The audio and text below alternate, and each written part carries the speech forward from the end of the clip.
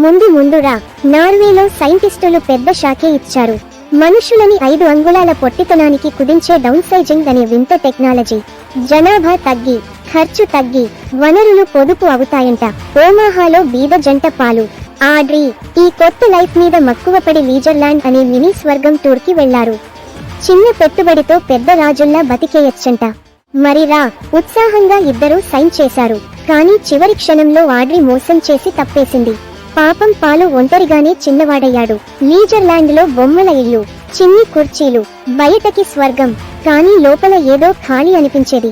Telemarketing పని మొదలుపెట్టి ఓ సాధారణ రొటీన్ కి అలవాటు పడే ప్రయత్నం చేశాడు. అంతలోరా పక్కింట్లో ఫుల్ జల్సాగా ఉండే దుసాన్ అనే పొరుగువాడు పాలను పార్టీల్లోకి లాగేశాడు. కానీ నిజమైన మార్పు మొదలైంది నగాక్ లాంట్రాన్ని కలిసినప్పుడే. వియత్నాం నుంచి బలవంతంగా డౌన్ సైజ్ చేసి టీవీ పెట్టెలో అమెరికా చేరిన ఆ అమ్మాయి ఒక కాలు కోల్పోయింది. ఆమెతో పాలు లీజర్లాండ్ వెలుపల ఉండే పేదవాళ్ల అసలైన కష్టాలు చూశాడు. ఆమె పట్టుదల చూసి పాలు మనసు మార్చేసుకున్నాడురా.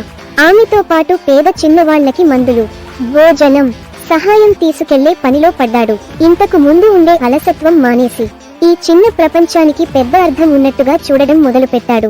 ఒక రోజు దుసాన్ పాలు, నగాక్ లాన్ ఇద్దరినీ నార్వేలో ఉన్న అసలైన డౌన్ సైజింగ్ సైంటిస్టులను కలవమన్నాడు. అక్కడ డాక్టర్ ఆస్ జోన్సన్ ఓ భయంకర వార్త చెప్పాడు. ఆర్క్టిక్ లో మీథేన్ లీక్ వల్ల భూమి నాశనం అవుతుందని, అందుకే భూమి కింద పెద్ద బంకర్ కట్టారంట. ఆ బంకర్ లో సేఫ్ గా ఉండాలా లేక బయట ఉండి ఈ జనాలకు సహాయం చేయాలా అన్న దానిపై పాలు తడబడిపోయాడు. చివరి క్షణంలో బంకర్ వదిలేసి నగాక్ లాన్ తో తిరిగొచ్చాడు. అసలు ఎదుగుదల అంటే మనుషుల మధ్య ఉండి సహాయం చేయడం, గోడల వెనక దాక్కోవడం కాదని అర్థం చేసుకున్నాడు.